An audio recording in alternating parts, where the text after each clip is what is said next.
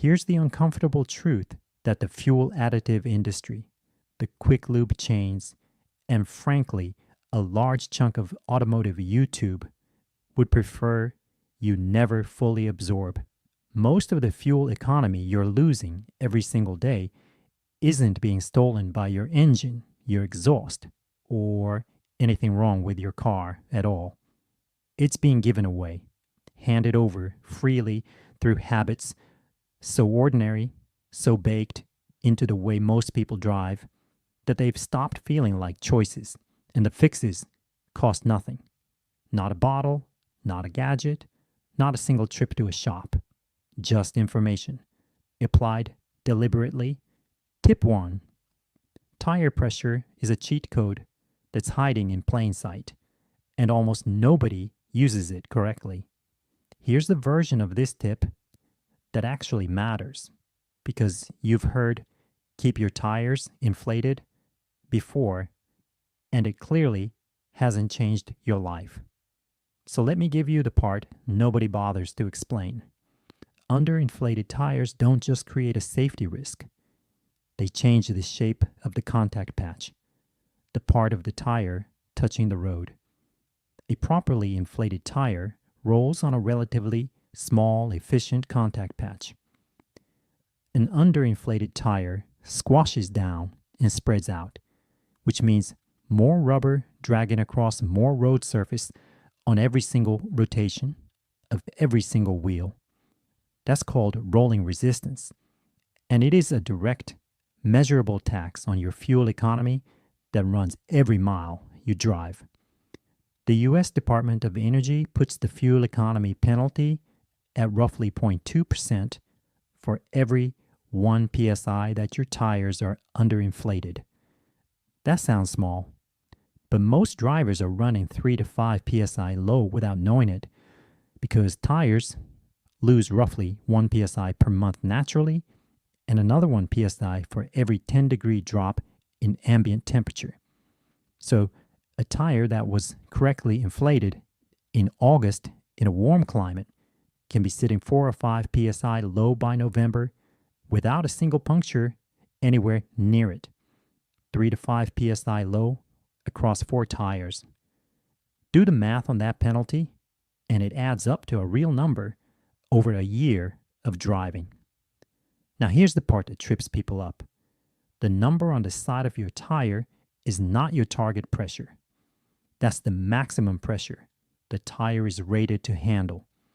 Your target is the number on the sticker inside your driver's door jamb or in your owner's manual. Those are different numbers, and confusing them is one of the most common tire pressure mistakes there is. Check your pressure monthly.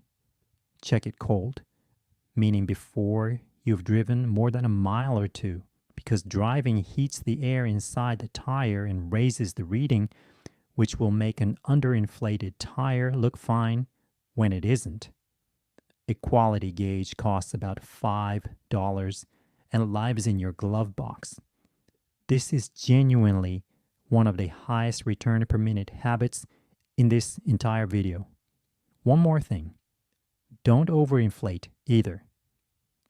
There's a popular idea that running your tires slightly above the recommended pressure reduces rolling resistance even further and squeezes out extra economy. It does, fractionally. It also gives you a harsher ride, reduces your contact patch too much, hurts handling, and wears your tires unevenly down the center. The recommended pressure is the sweet spot the engineers actually calculated. Trust it. Tip 2. Your right foot is the most powerful fuel economy device in the car, and most drivers are using it like a weapon. This is the big one, the one with the most real-world impact. And I want to give you the actual numbers because once you see them, the way you drive genuinely changes. Research published through the U.S. Department of Energy, pulling from analysis done at MIT, among other institutions, found that aggressive driving, meaning hard acceleration followed by late hard braking, lowers fuel economy by 15 to 30% on the highway and by as much as 10 to 40% in stop and go traffic. That is not a rounding error. That is a significant fraction of your fuel budget evaporating at every traffic light. Here's what's actually happening when you floor it away from a green light. Your engine is demanding maximum fuel delivery to generate maximum power. You build speed rapidly. Then, because there's another red light 200 meters ahead, you brake hard and convert all of that expensively purchased kinetic energy directly into heat through your brake pads.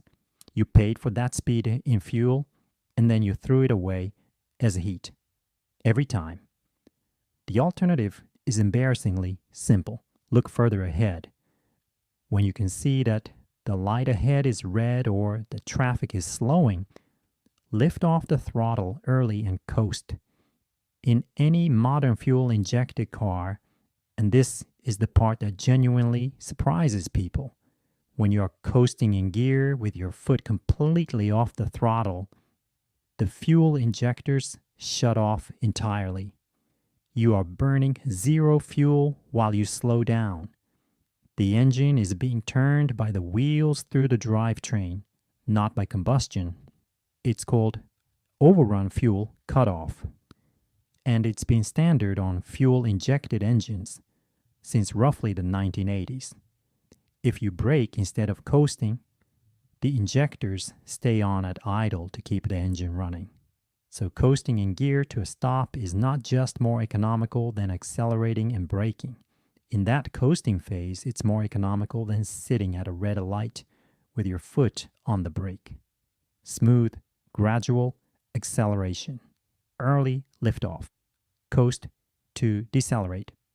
This single habit, applied consistently, will do more for your fuel economy than every other tip in this video combined. That's not an exaggeration. I genuinely considered just making this the whole video. Tip 3. Idling is burning money and warming up nothing useful. This one has a generational baggage. If you learn to drive from someone who grew up with carbureted engines, you were probably taught to let the car warm up for 5 or 10 minutes before driving. Sit in the driveway, engine running, heat building. That was real, necessary advice for carbureted engines, which needed time to stabilize their fuel mixture on a cold start.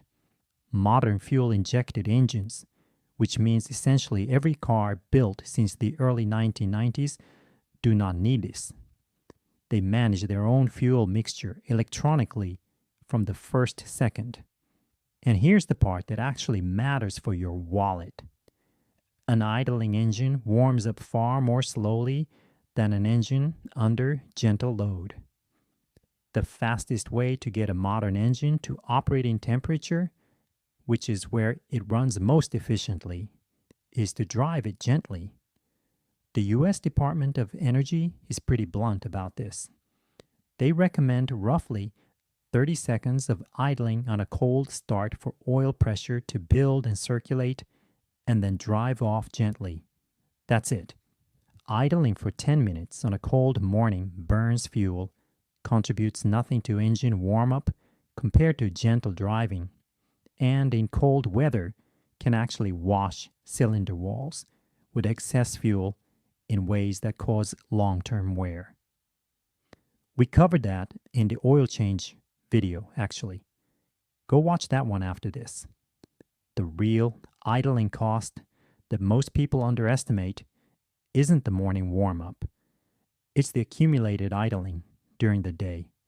Sitting in a drive-thru, running the engine while you wait to pick someone up, warming the car remotely for 20 minutes before you leave.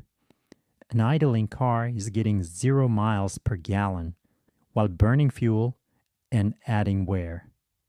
If you're going to be stationary for more than about 60 seconds and you're somewhere safe to do so, shutting the engine off is almost always the better choice, which is exactly why auto stop-start systems exist and why the research consistently shows they actually do save measurable fuel despite how much everyone seems to resent them. Tip 4. The air conditioning versus windows debate has a definitive answer, and it depends entirely on one variable. You've heard both sides. Run the AC and you are loading the engine with the compressor drag. Roll the windows down and you're increasing aerodynamic drag. Everybody has an opinion.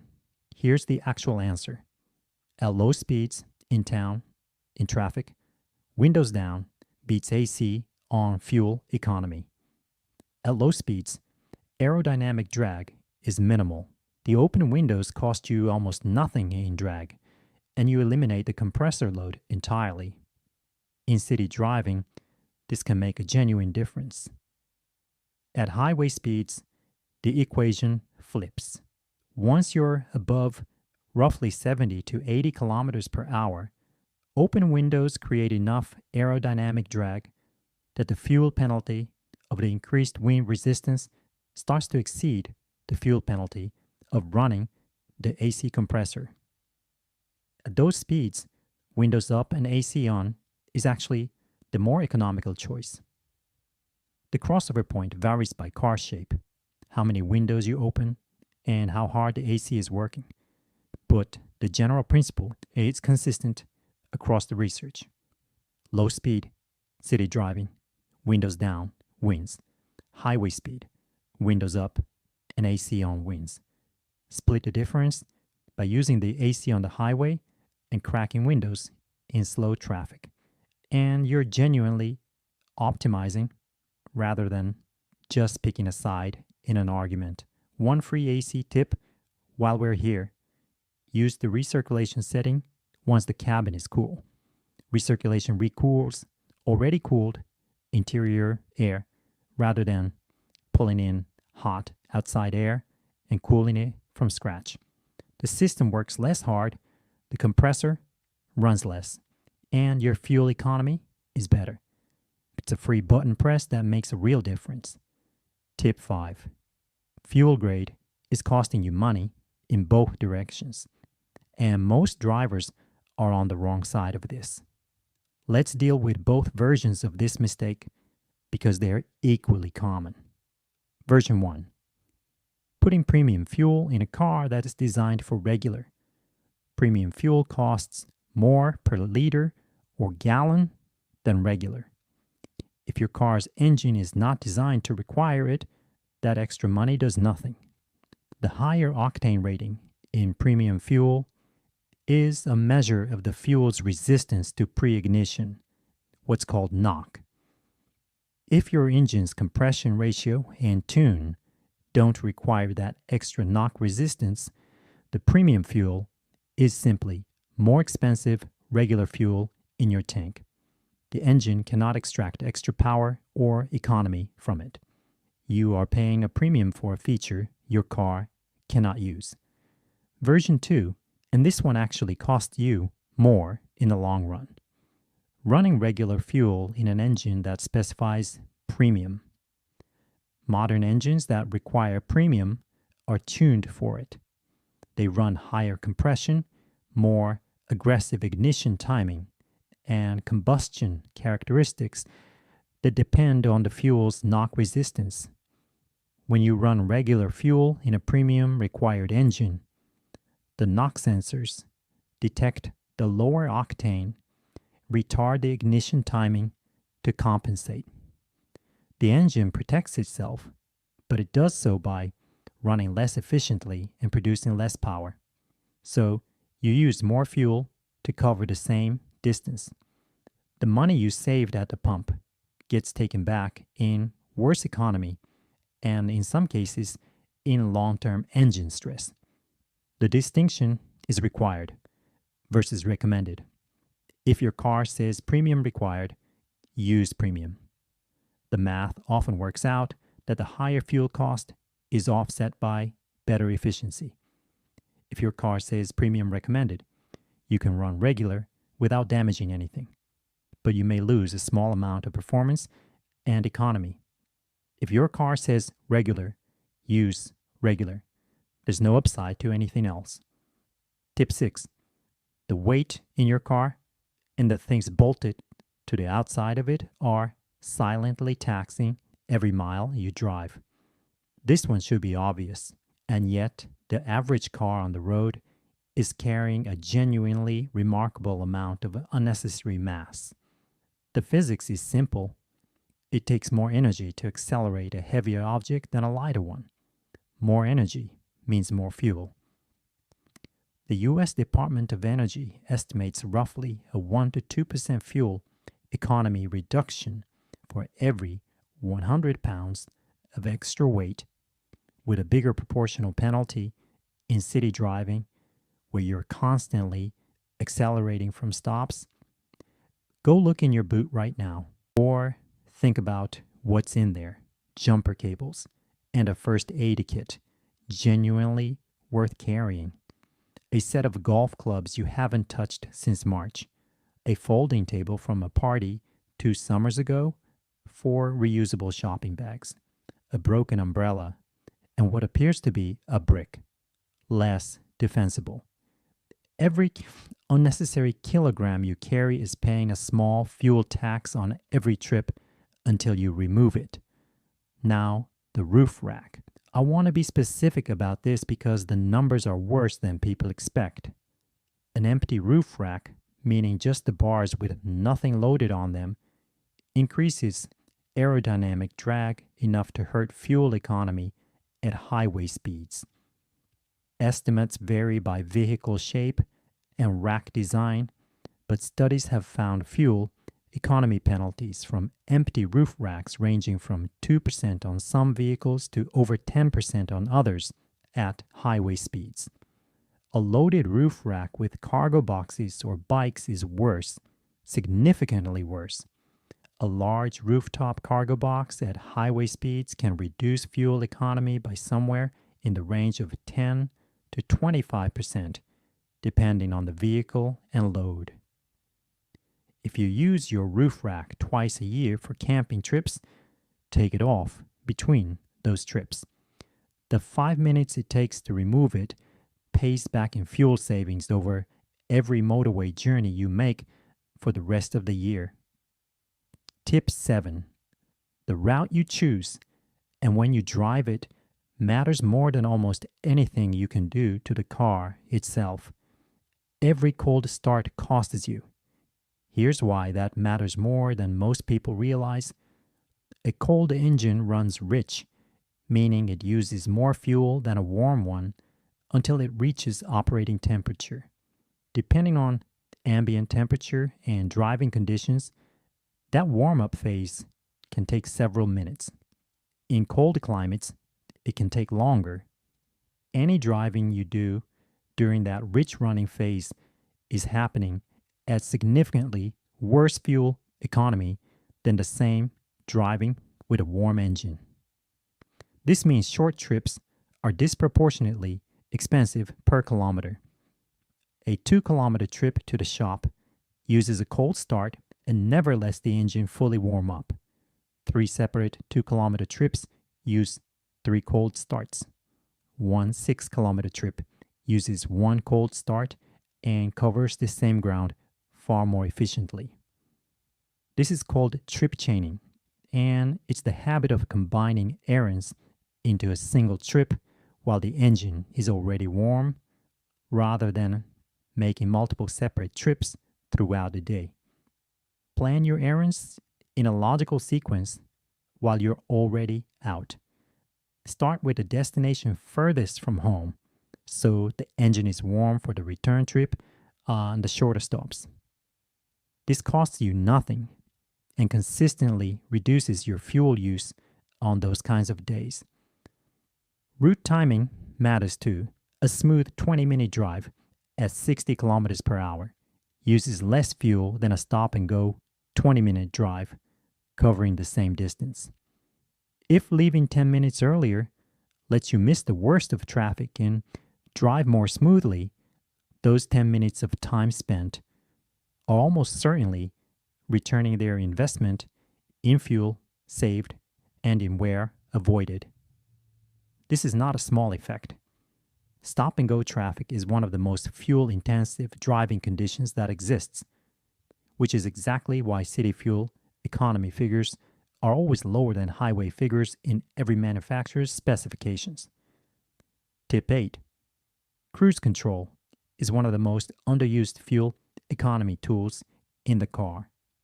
But it has one situation where it actually works against you.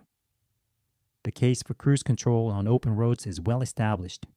Human drivers are inconsistent. We unconsciously speed up on downhills, slow on uphills, drift up in speed without noticing, and pulse the throttle more than we realize. Cruise control maintains a steady speed with a less throttle variation, and consistent speed on flat roads is genuinely more efficient than the subtle speed fluctuations most drivers introduce on flat or gently rolling motorways. Use it. The fuel savings are modest but real and consistent over a long drive. Here's the situation where cruise control actually costs you fuel rather than saving it. Hilly roads. When a human driver approaches a hill, they naturally begin to ease off slightly before the gradient, carry momentum up, and then ease off or coast down the other side. It's instinctive. Cruise control, in many vehicles, does not do this. It maintains the set speed right up to the hill and then demands more throttle to climb it. And more throttle means more fuel. On roads with repeated elevation changes, a smooth, attentive human driver who anticipates the terrain will frequently out-economize cruise control. Use it on flat motorways. Drive attentively on hilly roads. The right tool for the right road. Tip 9. There is a free real-time fuel economy coaching tool built into most cars made in the last 15 years, and almost nobody uses it deliberately. It's called the Instant Fuel Economy Display, and it's usually buried somewhere in your instrument cluster or infotainment readout. It shows you, in real time, how many liters per 100 kilometers or miles per gallon your car is achieving right now, in this moment, based on actual fuel flow and vehicle speed. Most people who know it exists glance at it occasionally as a curiosity. That's not how it's useful. The useful way to engage with it is as biofeedback. Watch it when you accelerate. Watch what happens to that number when you get on the throttle hard versus when you accelerate gradually. Watch what happens during coasting versus braking. Watch how it changes at different speeds on the motorway. The instant you engage with it as information rather than decoration, it starts changing how you drive. This is not a theory. Studies on driver behavior with real-time fuel economy feedback consistently show that drivers who actively monitor and respond to instant fuel economy displays improve their fuel economy measurably compared to drivers in the same vehicles who ignore the display. The display doesn't save fuel. The changed behavior it encourages saves fuel. But the display is what makes the feedback loop possible. If you don't know where your instant fuel economy display is, this is your homework. Before the next time you drive, find it. Put it somewhere in your normal field of view. Use it as a coach for a week and watch what it does to your habits, the habit that ties all of this together. Here's the honest synthesis. Every tip in this video is really pointing at the same underlying thing. The drivers who consistently get the best real-world fuel economy from their cars are not necessarily driving the most fuel-efficient cars. They are paying attention. They're looking further ahead on the road. They're reading the traffic light cycles. They're noticing the gradient of the road before they get to it. They're aware of how much weight is in the car and on the roof. They check their tire pressure because they've connected that $5 habit to real money saved over a year of driving. They know which fuel their car actually needs. They combine their errands because they understand why cold starts are expensive. None of this requires mechanical knowledge. None of it requires spending money. All of it requires the same thing, which is treating the act of driving as something worth paying attention to rather than background noise between destinations. The aggressive driver who dismisses all of this and floors it everywhere and idles for 10 minutes every morning and runs an empty roof rack all year and has 4 psi low on every corner.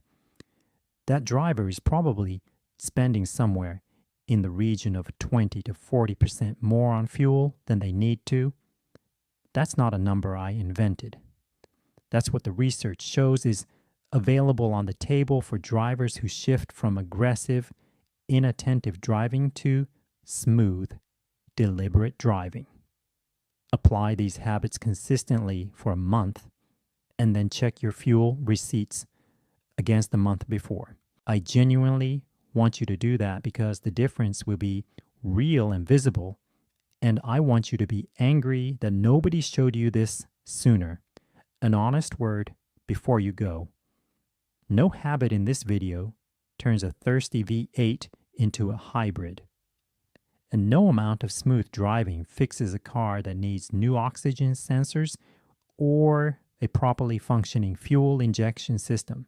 These habits assume your car is mechanically sound. If your fuel economy has dropped suddenly and noticeably, that's a symptom, not a driving style problem. Investigate it. But for a mechanically healthy car, driven by most people in the way most people drive, the gap between what they're spending on fuel and what they need to spend is real and genuinely significant. It's not 5 cents a week. It's a tank of fuel a month in some cases. It's hundreds of dollars a year. Inflate the tires, lift off early, and coast. Combine the trips, take the roof rack off, use the right fuel, watch the economy display. Drive like someone who knows how combustion actually works. That's the whole list, and almost none of it costs anything. If even one of these saves you a fill up this month, subscribe and drop your car and what you're currently averaging in fuel economy in the comments. I want to see what people are actually getting out there. And don't miss the next one, the cooling system mistakes that quietly lead to overheating in summer traffic. The checks that take 2 minutes and can save you from the most expensive breakdown of the year. You'll want to see it before the temperature goes up. Inflate them, lift off, combine the trips, ditch the roof rack, use the right fuel, watch the display, and drive like you know what you're doing, because now you do.